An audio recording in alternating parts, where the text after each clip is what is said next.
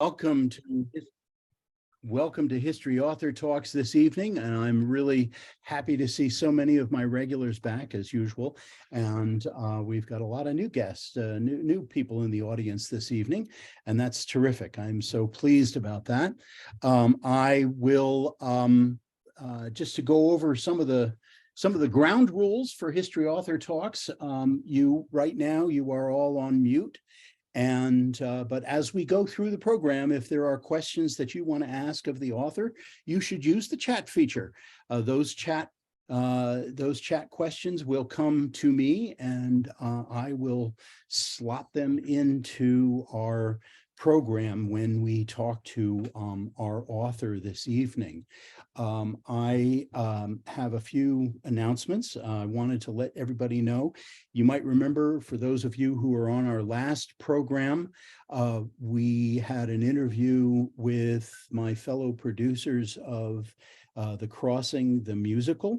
If you didn't get to see that show, you can go back to History Author Talks and take a look at the past programs, and you'll be able to see the conversation that we had about the musical that we have in development about Washington crossing the Delaware.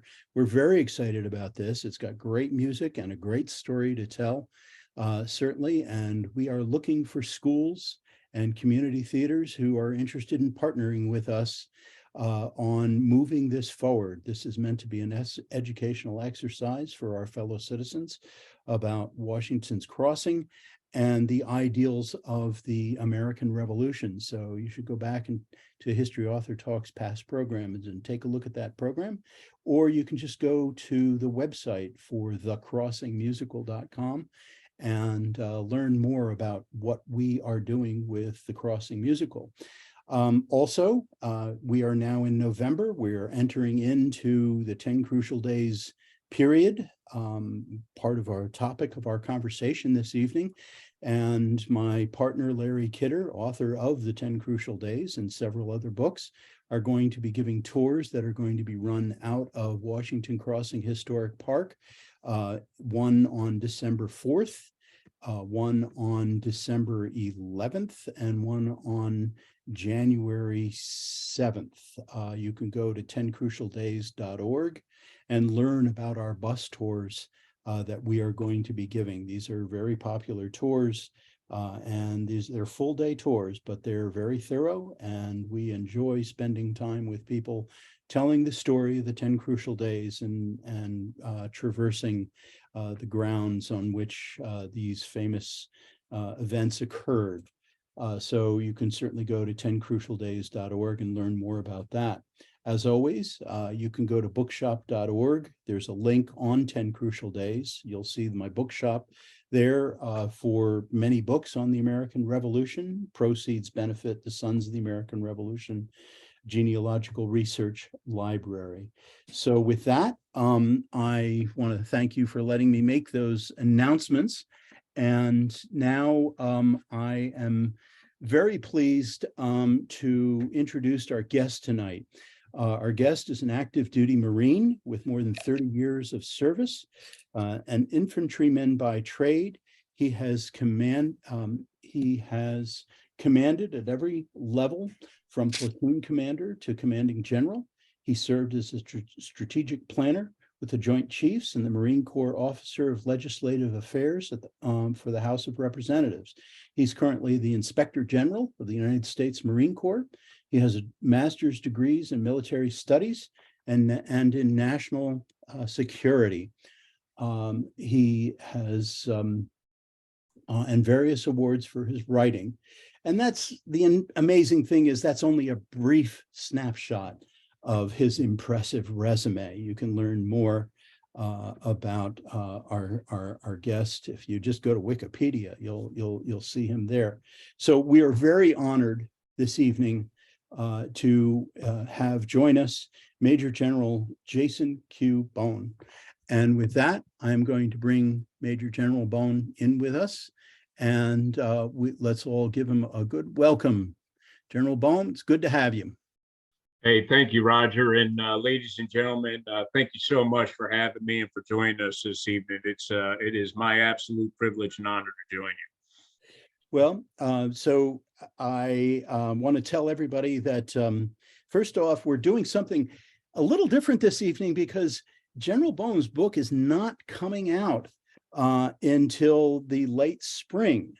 But I was lucky to get my hands on an early reading copy, and I was just so excited about this book. I wanted to bring it to everybody's attention. Just because it's coming out in late spring, that doesn't mean that you can't go and order the book.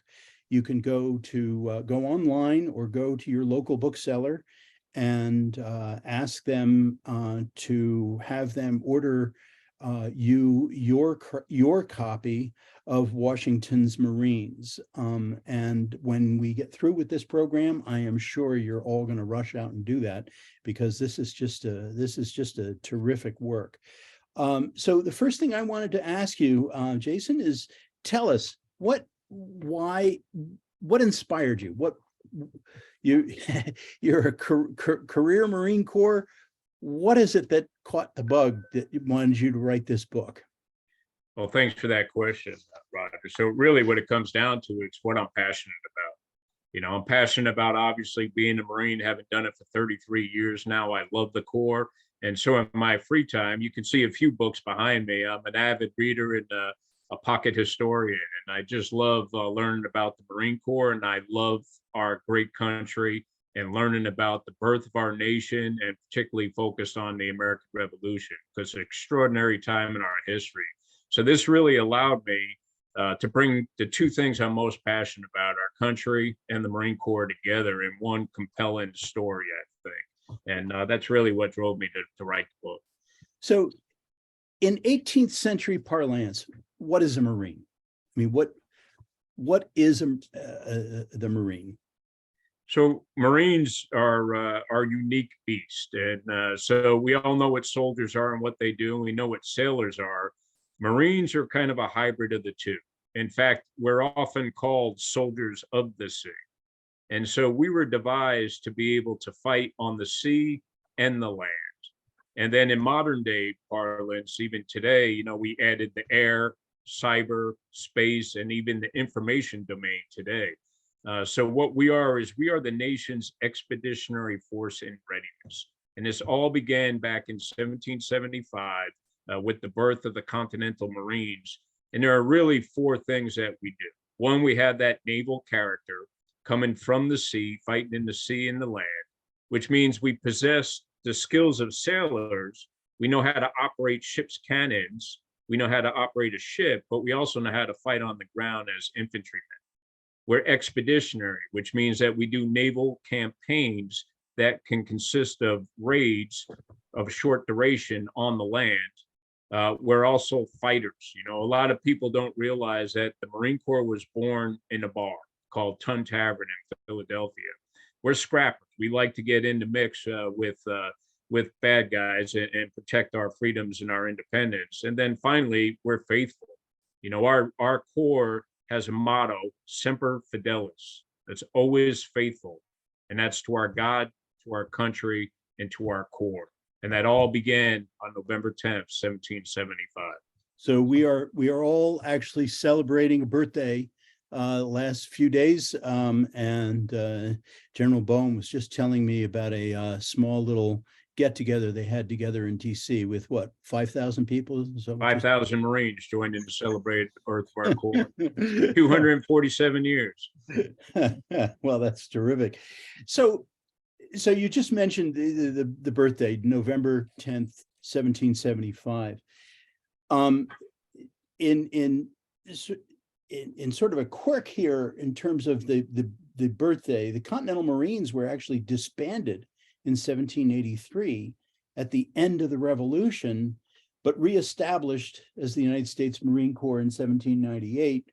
So the United States Marine Corps still considers 10 November 1775 as its establishment birthday. That's correct? That is correct. And that was established by our 13th Commandant, General John A. Lejeune, in 1921. Okay. So tell us, who is Samuel Nichols? Well, Samuel Nicholas is our first and most senior Marine. So on the 5th of November, 1775, the Continental Congress, with John Hancock as the president of the Congress, designated Samuel Nicholas as the first Marine. And as the first Marine, he became the senior most Marine and also the first Marine recruiter because there was no Corps. He had to establish it and go out and recruit his Marines. A lot of people in history have misconstrued him as being the first commandant of the Marine Corps, but that's not true because the title of commandant was not established until that same law that recreated the Marine Corps in 1798. So he's known as the senior officer and the first Marine officer. So it goes to why a Marine Corps was established to begin with. What was the catalyst for creating the Marine Corps? So as you all know, we are a maritime nation and we get our livelihood from the sea. The 13 original colonies on the eastern seaboard all had ports and had their livelihood tied not only to the seas, but also the inner waterways of the interior of the country, requiring a strong naval force to include sailors and Marines to be able to perform the functions that I previously identified. Everyone's familiar with the fact that General Washington became the commander-in-chief and took over the militia, holding the British under siege in Boston in June of 1775. The Navy was created in October of 1775, and that is the first time the Continental Congress identified the need for a Corps. But the catalyst for establishing the Corps happened when the good folks of Passamaquoddy, Nova Scotia, contacted the Continental Congress in November of 1775, saying that they wanted to join the Americans in the defense of their liberties and freedoms against the British. The Continental Congress saw this as a great opportunity to perhaps establish a 14th colony and bring Canada into the fight against the British. But they needed a naval force to conduct an operation against the naval principal base up in Halifax, Nova Scotia. And so with that as the catalyst, the Continental Congress established a committee of three consisting of John Adams from Massachusetts, John Langdon from New Hampshire, and Celestine from Connecticut to establish courses of action to be able to bring Passamaquoddy and Nova Scotia into the American fold and capture Halifax to gain control of the naval forces and the port up there. And those individuals met in the upstairs room of Tun Tavern in Philadelphia, Pennsylvania. And that's why we call Tun Tavern the birthplace of the Corps, because the COA that they devised, which the Congress resolved after presented on the 9th of November, on the 10th of November, the Congress authorized the creation of 2 battalions of Marines to be led by a colonel, 2 lieutenant colonels, 2 majors, and officers and enlisted men commensurate with what an Army battalion looks like. So let's take a little step back. In chapter 2 of your book, The Path to Rebellion, first of all, it's one of the best single chapter explanations of what led up to the revolution that I've read in a long time. I commend you for that. I think Thank you. It's often glossed over that the British second in command at Lexington was Major John Pitcairn from Yes. His Majesty's Marines. In your research, what can you tell us about the Royal Marines at the onset of the American Revolution? Well, to know about the Royal Marines, you have to know about the Royal Navy at the start of the fight. And as early as January of 1775, Admiral Graves, who was in charge of the North Atlantic Squadron, only had 24 ships in which to guard the entire 3,000-mile coastline of the eastern seaboard. And the Royal Marines were attached to those ships, similar to what the Continental Marines would do in later years. So each ship had a ship detachment of anywhere from 50 to 100 Marines. And what they would be used for is not only providing good order and discipline on the ships, They would protect the officers from mutiny, but they would also fight from the ships, either manning the cannons or fighting from the riggings, or they would repel or act as boarders and boarding parties. But they would also be used to conduct limited operations ashore in support of the Army when needed. And in this case, because the British were limited in their forces in Boston, they would augment the Army. And you mentioned Lexington and Concord. Lieutenant Colonel Francis Smith was charged with leading a 700 soldier group in order to capture John Hancock and Samuel Adams, who were holding out Lexington, and to move on to Concord to confiscate the weapons that were being stored there by the American militia. Pitcairn led the advance party of that force, and was actually the one who precipitated the fight against Captain John Parker and his militiamen on Lexington Green. But Royal Marines were used throughout the American Revolution, both to fight on ships but also on land, similar to what Continental Marines would do. And you explain that the structure of the United States Marine Corps took its structural cues from the Royal Marines. In what ways? Absolutely. So obviously the American colonists served side by side with their British counterparts throughout the 7 Years' War and many other conflicts that occurred prior to that. In fact, George Washington's brother participated in a conflict down in the West Indies, and that's where he succumbed to one of his illnesses, which eventually led to his death. But because we had Americans serving beside the British on board royal vessels, they learned and mirrored the organization that they would use in how they created themselves. One of the key decisions that was made by the Continental Congress in establishing our Navy is that we did not have the manpower or the resources to build ships of the line. And those ships of the lines are declared to be ships with 60 to 100 cannons.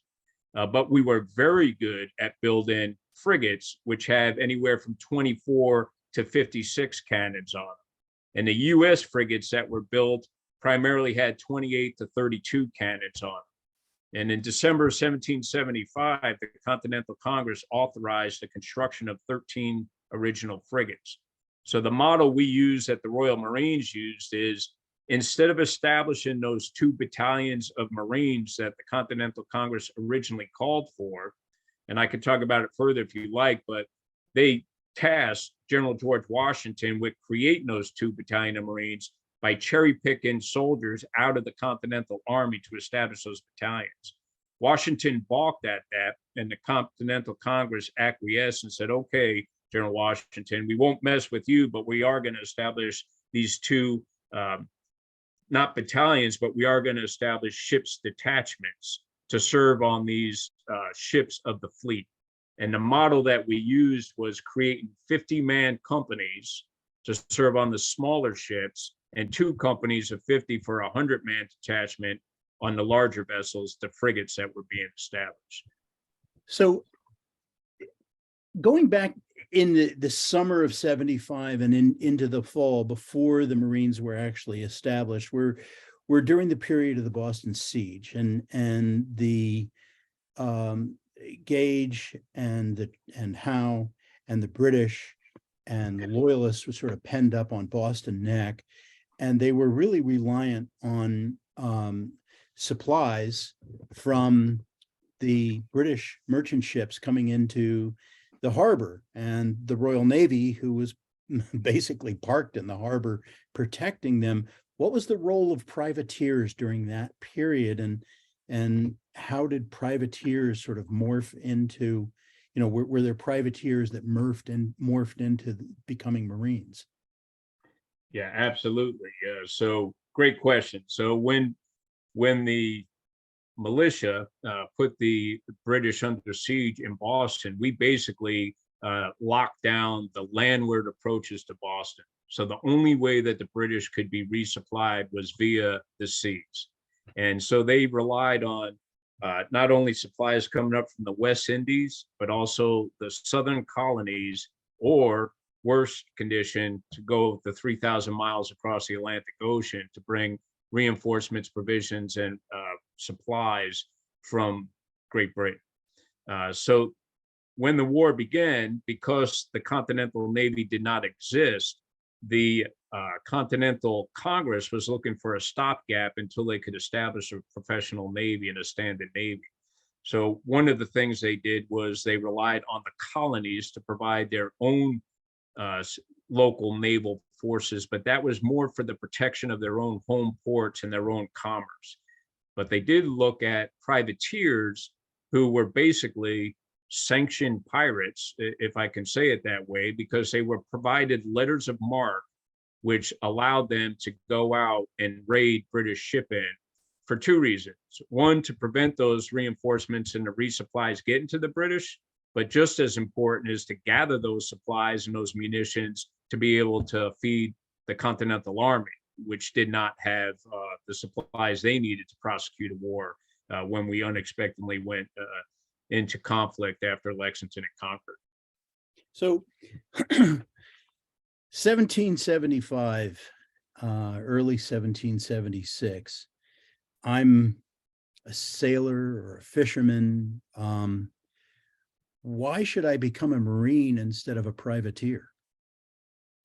Yeah, that's a great question. That was an enormous challenge for both the Continental Army and the Navy and the Marine Corps because it was very lucrative to be a privateer. And the reason for that is because you got to take away some of the prize money from the sale of the vessels that you captured. So very lucrative opportunity for people. They didn't have to adhere to rules and regulations. They had greater flexibility to come and go as they pleased. They did not have to spend long times at sea or long times back in port being bored waiting for the next cruise. So why would somebody be attracted to all the negative aspects of being a Continental Marine? Well, I would say part of the reason is really why we have people join the Marine Corps today. It's a strong sense of loyalty to your country. It's service to others. I would argue that some were very serious about fighting for their independence and their freedoms, and that was more important than personal gain. I think a lot of it had to do with geography. Most of the privateers came from New England, where they had their livelihood tied more closely to the sea, whereas the Continental Marines were principally formed around Philadelphia. So not as many privateers coming from the Philadelphia area, more coming from New England. So I think those are some of the reasons why we were able to create the Continental Marines. But as soon as the first fleet deployed and came back from its first cruise, one of the reasons that they could not put back to sea as a fleet after they completed the raid in New Providence, Bahamas, and went up to Rhode Island is because they were unable to recruit sufficient people to be able to join the fleet to man the Continental ships, because many of the people up there were being drawn in by the privateer industry.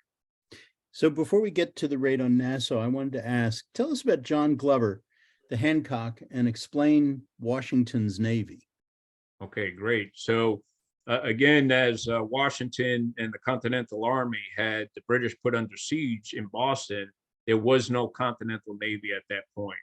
So other than the privateers, Washington knew that he could only defeat the British if he could starve them out. He wanted to attack across Boston Neck. He wanted to attack across the ice across from the mainland to attack Boston, but in the councils of war that he had with his generals, they all advised against that, which was very wise because there was sufficient firepower and manpower in the British forces and defensive fortifications that they had built that the Americans would have been likely defeated in that assault of Boston.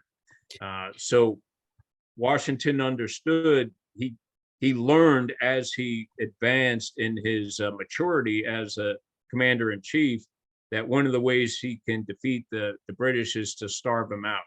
And the only way he could do that was to cut off their supply line from the sea.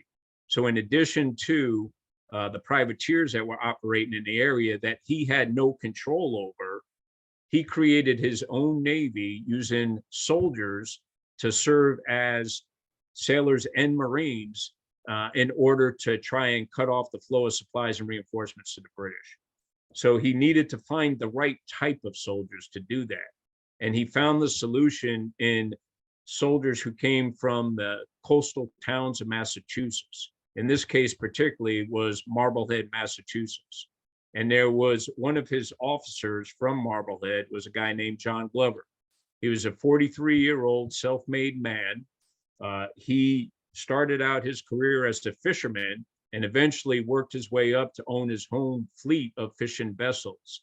In 1759, he joined the Massachusetts militia, fought in the 7 Years' War, and then as the American Revolution began, he led, now serving as a colonel of the Marblehead militia, led his militia force down to participate in the siege outside Boston. So Washington knew he needed to establish a fleet. He didn't have sailors, Marines, or ships. So John Glover was able to help him out.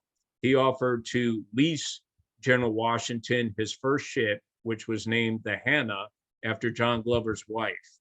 And then he had to help recruit the sailors and Marines that were actually soldiers. And he went to his Marblehead militia, found 50 people willing to volunteer, only after being coaxed with being able to be given prize money similar to what privateers were making to entice them to be able to join Washington's Navy, as it became known as. And so eventually he was able to do that. And Washington's Navy had some success in capturing some British ships outside of Boston, but he was never able to cut off the flow of supplies. And in fact, Washington came to really dislike the soldiers who were acting as sailors and Marines because they were mutinous.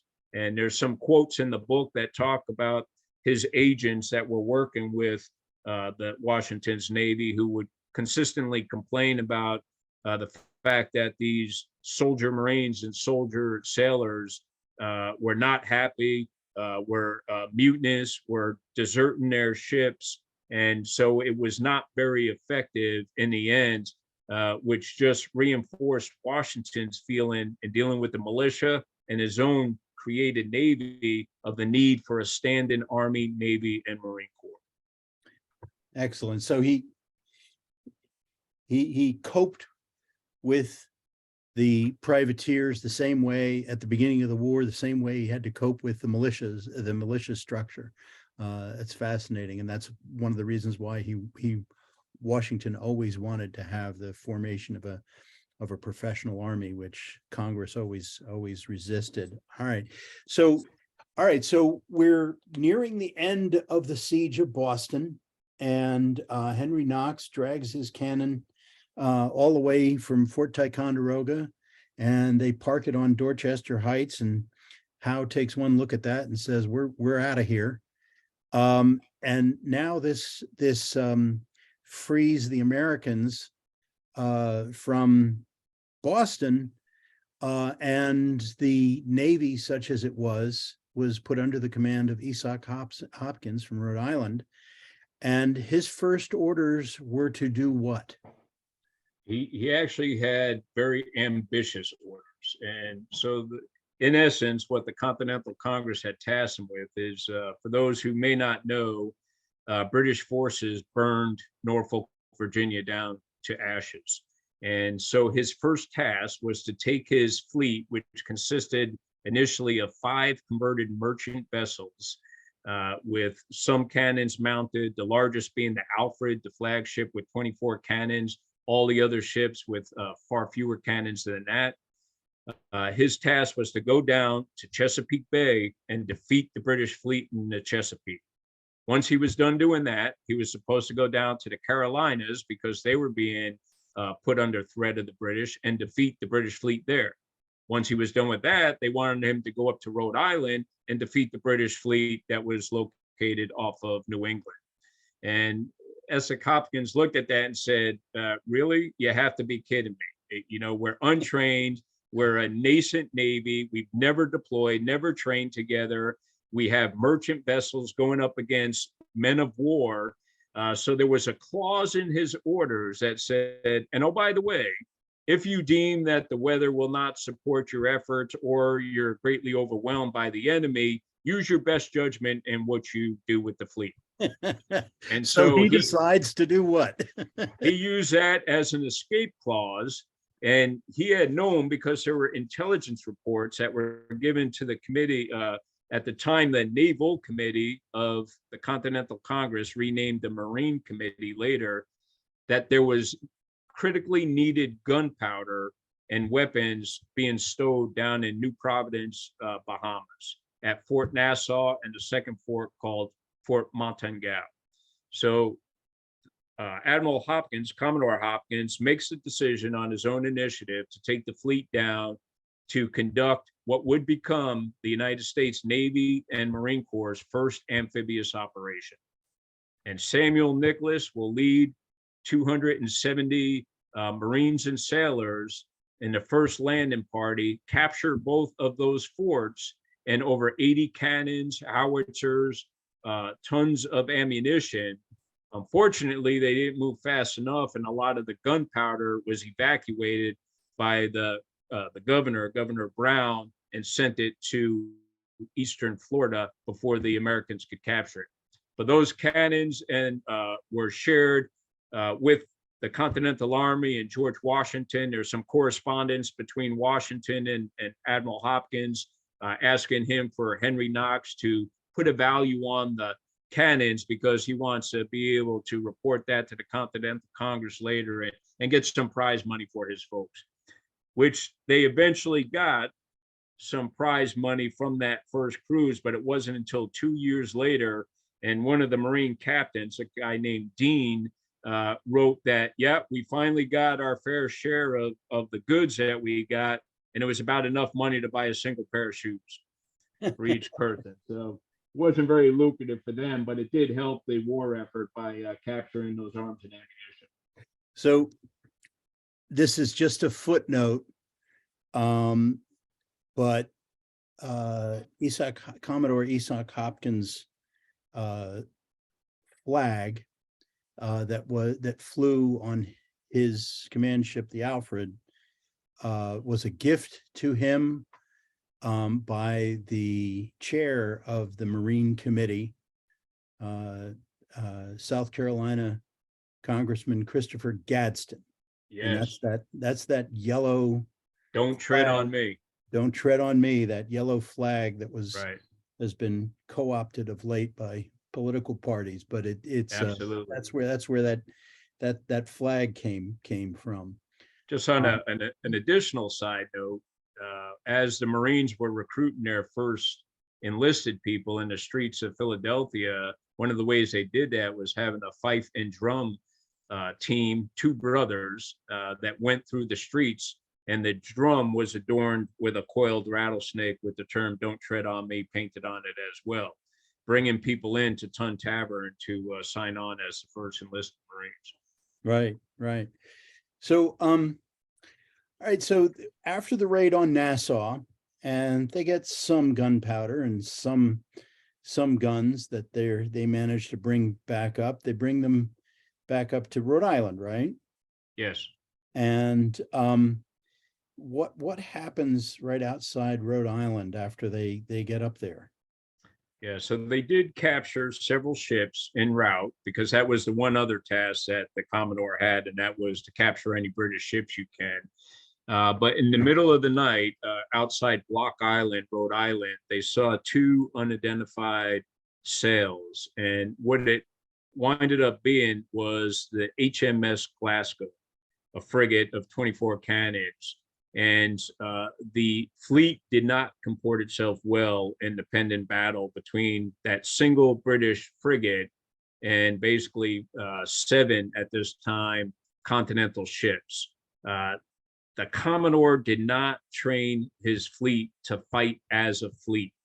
And comments after the battle was complete stated that they actually fought like privateers. It was every man for themselves. instead of using their combined firepower and maneuverability to overpower that single British ship. So the Glasgow escaped. She got beat down pretty hard, but she escaped, and the ships were not, the Continental ships were not able to catch up to her as she escaped, because they were all still heavy laden with all of the cannons and munitions that they had captured from New Providence. So she eventually outran them, but in the process, there were several Continental Marines killed, as well as some sailors and a few British sailors as well. So tell us about Lieutenant John Fitzpatrick. Yeah, so John Fitzpatrick was the third senior officer on board the Alfred. He was a tanner before he was commissioned a Marine officer. He had 4 children at home in Philadelphia. And as the battle initiated, Samuel Nicholas and John Fitzpatrick went on the quarterdeck of the Alfred, and the Marines were doing sniper fire, if you will, with their muskets to the Glasgow. In fact, the casualties that were sustained by the Royal sailors were all from Marine musket fire, because the Continental Navy was firing their cannons into the sails and trying to take out the mast of the ship. So the cannons were all firing high, where the Marines were firing low against the personnel manning the crew of the HMS Glasgow. But John Fitzpatrick in that battle took a round right to his forehead and dropped dead on the scene. And actually, there's a quote from Samuel Nicholas that described him as being a very worthy officer, a dear friend and companion, and loved by all the members of the crew of the Alpha. And he's considered the first Marine casualty, is that right? Well, it depends on how you define a casualty, because there were some Marines that succumbed to smallpox on the trip from New Providence. Battle casualty. Yeah, battle casualty. Yes. Right. He and the Marines that were killed in that battle. So we have a question from Nick in the audience. Were American Marines pressed into service like the British seamen? No, good question. All of the Marines were volunteers that were actively recruited. And another question, a couple of questions actually here. In a joint amphibious operation, this is from Robert Wong, who's one of our regulars. In a joint amphibious operation, were Continental Marines under the command of Washington and the Continental Army, or under the Continental Navy under Hopkins and Berry, et cetera?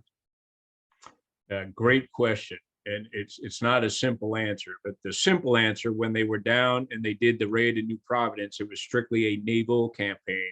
And the Marines are assigned to the fleet, and they work for the commander-in-chief of the Continental Navy. However, as George Washington was defeated across New York and withdrew out of New Jersey and got ready to do the Battle of Trenton, his army of 19,000 soldiers had dwindled down to about 2,500. He was in dire need of reinforcement. And so he requested of the Continental Congress reinforcements. And at that point, the Continental Congress detached the Marines that were in Philadelphia under Samuel Nicholas from the Navy, and tasked Nicholas with creating a battalion of Marines by combining 3 of the ship's detachments of 4 of the frigates that were being constructed in Philadelphia. And they were assigned to George Washington and the Continental Army to participate in the Battle of Trenton, Ossipunk Creek, Princeton, and then the Forge War, before they were returned to their ships and reassigned to the Navy. And we're definitely going to be talking about 10 crucial days in a little bit. Robert also asks about down in the Caribbean again, and later on in the war, the French and the Spanish also used Marines. Is that correct? Absolutely. Yeah. Okay. Yeah. So I did a tour with NATO and had several Spanish Marines on my staff as I was a chief of staff, and they claim they're the first Marines in history. Not true, but they were created. They were created in 1537, much before us or the Royal Marines. And but there were Marines as early as ancient times. So after the siege of Boston is completed, and both Congress and Washington fear that the British are going to head down to New York and the Americans head down there. So we moved down to the New York campaign. What was the position and the strength of the Royal Navy versus the position and strength of the American Navy at the beginning of, well, I guess through the very short 3-month New York campaign?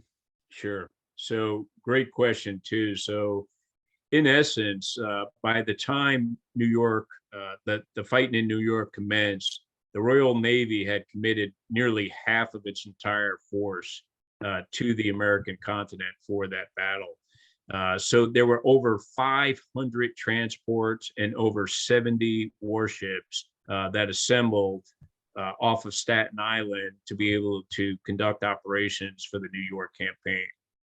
The Continental Navy was non-existent in the New York campaign. They were held up in New England around Rhode Island.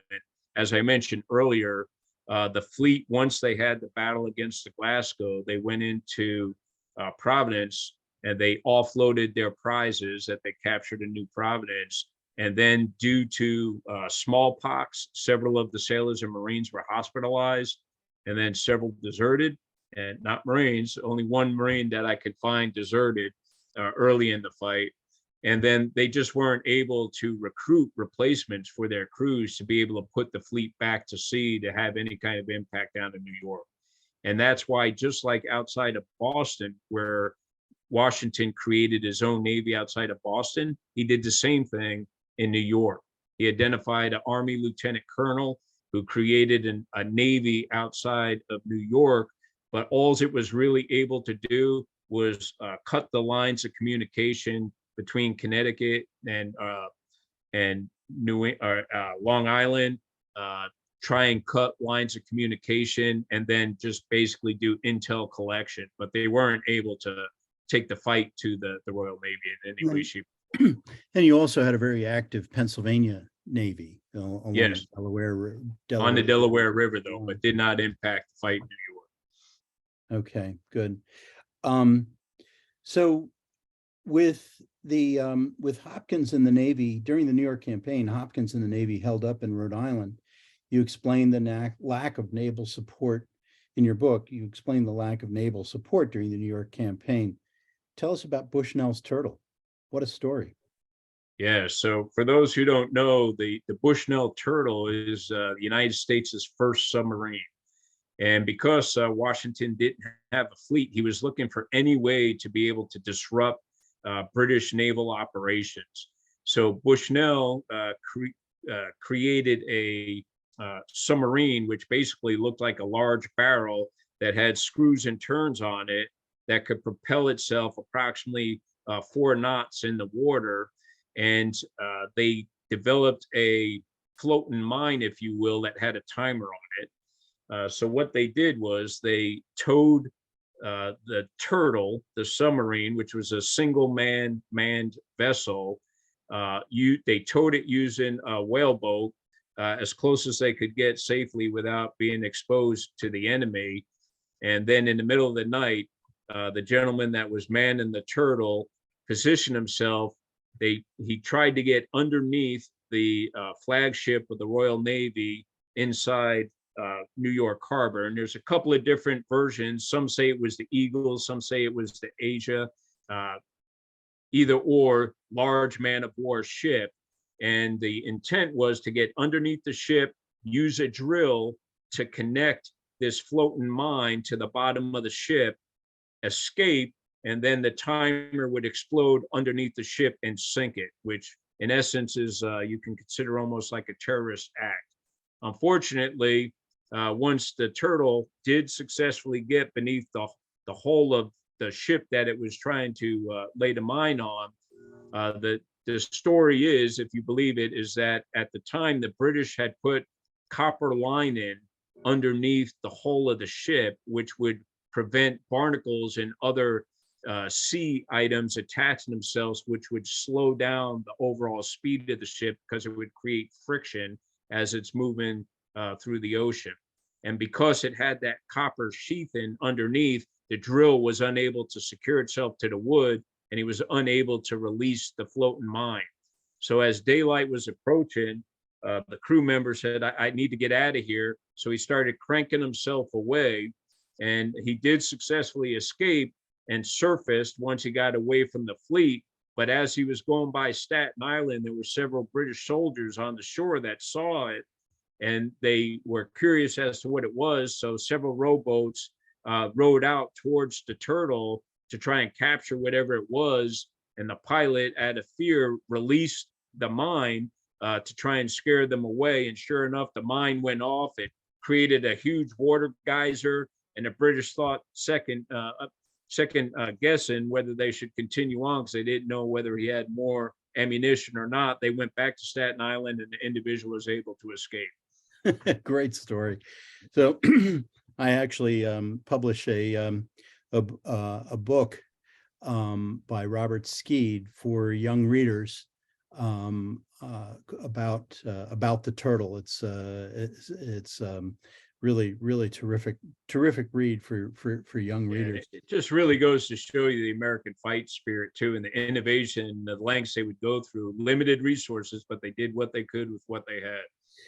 So the New York campaign was a complete disaster. Washington and the Americans lose these 5 battles.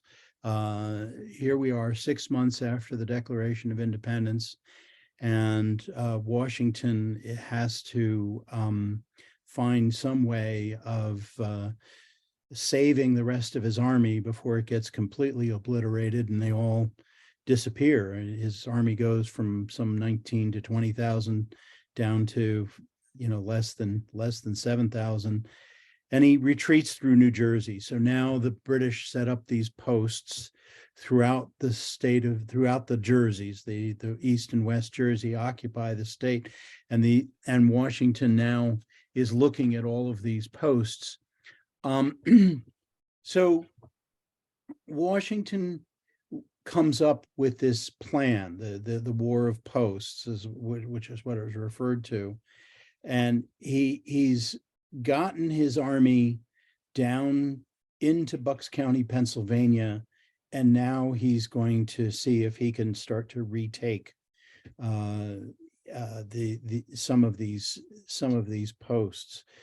What was the condition of Washington, of the Marines, where the Marine Corps, such as it were, was still down in Pennsylvania during this period of time, during the month of December? And you alluded to it earlier. Washington needed every soldier he could get his hands on, so he sends orders down to Nicholas and Cadwalader, and when do they join Washington? Yeah, so you asked at first what condition they were in as well. They were in fairly good condition because they had not been in that campaign across New York and New Jersey. The Marines actually received a mission to provide 2 companies to reinforce Fort Montgomery up on the Hudson River, prior to the New York campaign concluded. But the Continental Congress was scared by the fact that they thought the British were going to attack Philadelphia from the sea. So they canceled the Marine orders and they kept them in Philadelphia.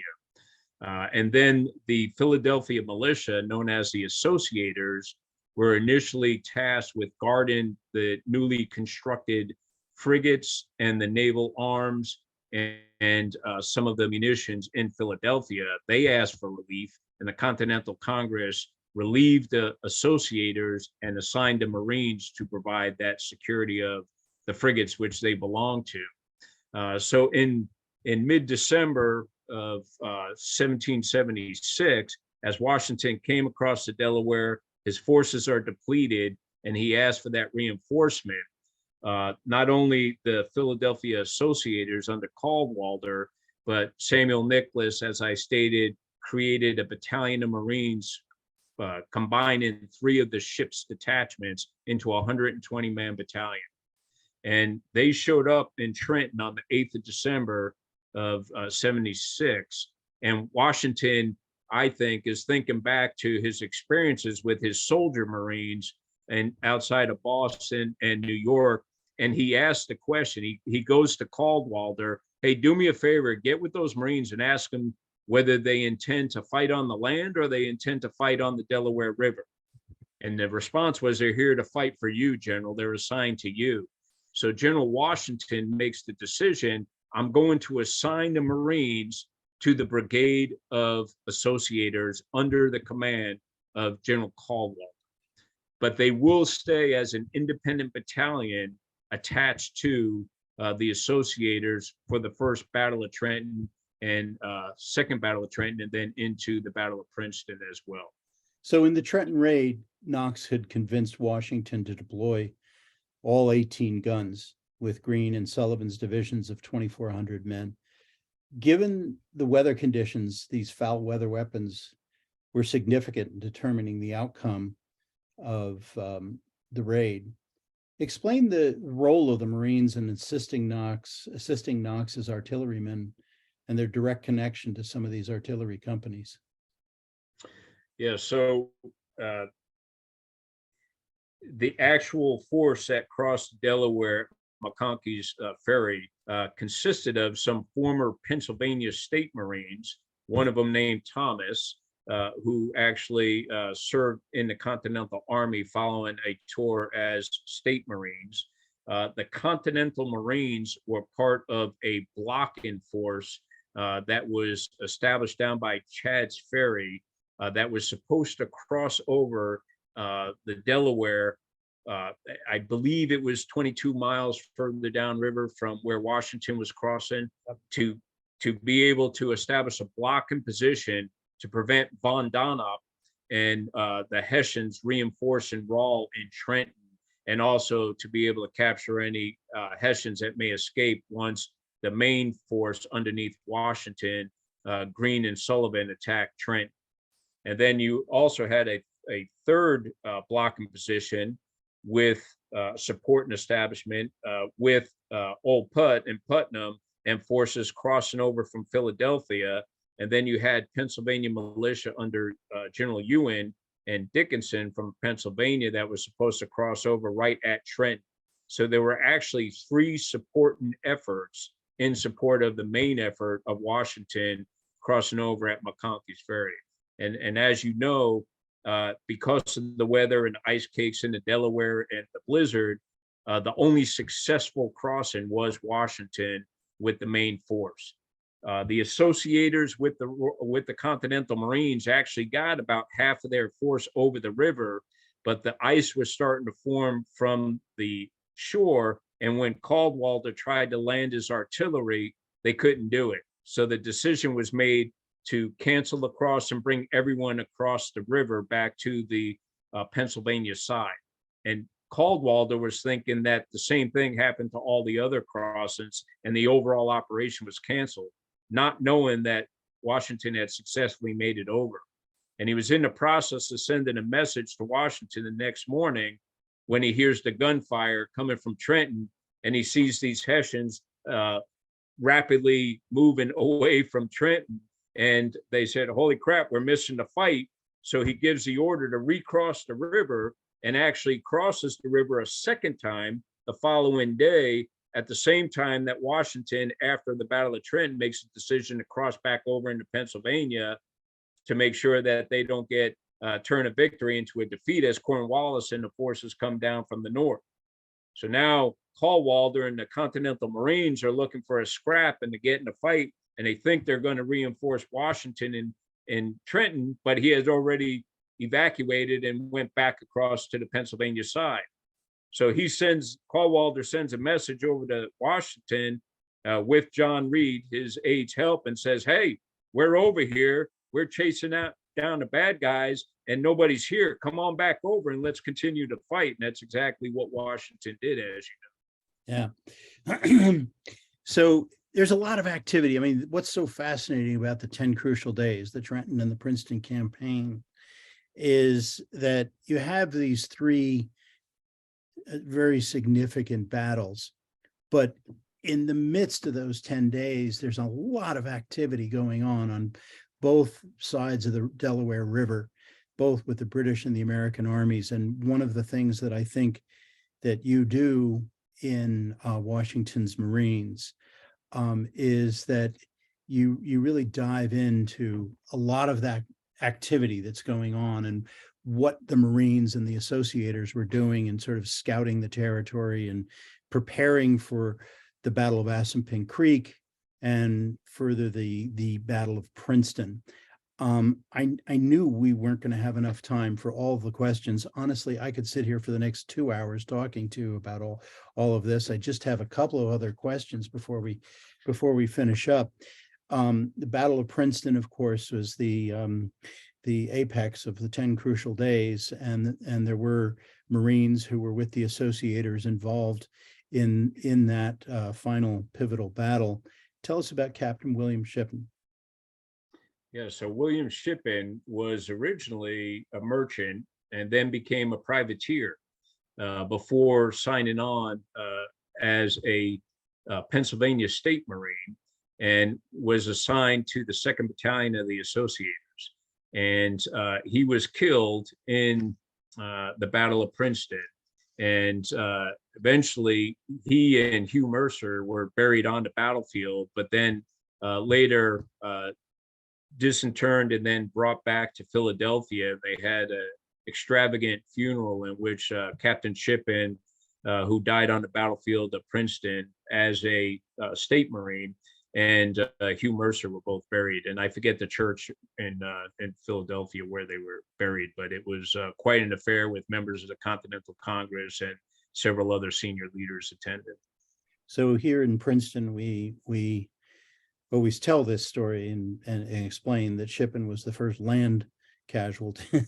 we sort of refer to Shippen as the first land casualty for the United States Marines, even though he was a Pennsylvania Marine, but it's really all under the umbrella. Yes. We have one of my SAR compatriots asked the questions: were the Continental Marines veterans granted pensions for their service? For those who were able to prove that they had faithfully served, they were. But as you know, many veterans tried for years to get their pension before they were actually recognized. And in fact, Shippen's wife tried to collect his pension, and he had the intervention, or she had the intervention of some senior folks. And it took, I think, about 7 years before she actually got any money for her husband's service and sacrifice. General, what's your hope for this book? What do you hope that readers will learn? Well, as I shared earlier, I have a true passion for our country, for the birth of our country, extraordinary characters and story, and how we gained our freedom and our independence, and then just a true passion for the Marines. So what I hope to do is exactly what all of you in the audience are doing today, and particularly you, Roger, and that's keeping our history alive. In today's society, without getting political, we see far too much revisionist history, far too much of trying to destroy our history, and that's just flat wrong.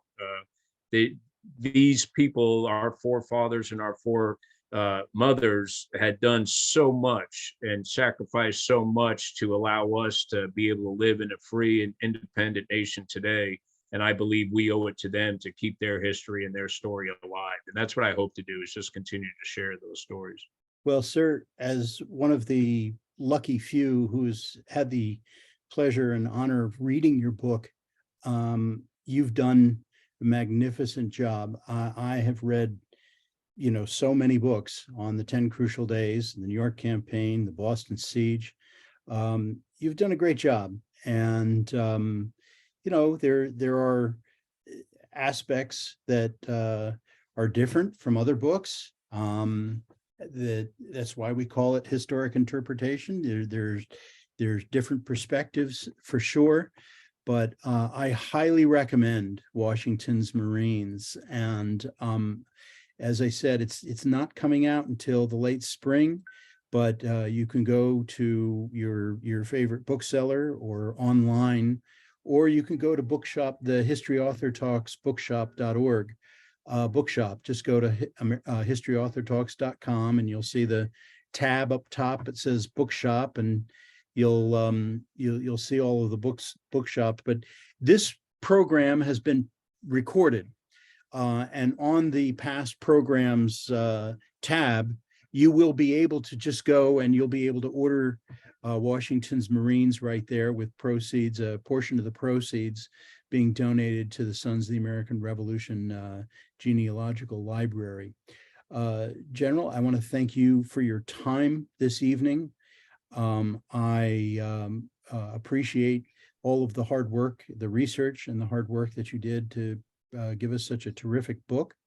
I ask everybody as we head into the holidays here, and this being the 10 Crucial Days period, go to 10crucialdays.org and learn what we are doing to keep history alive.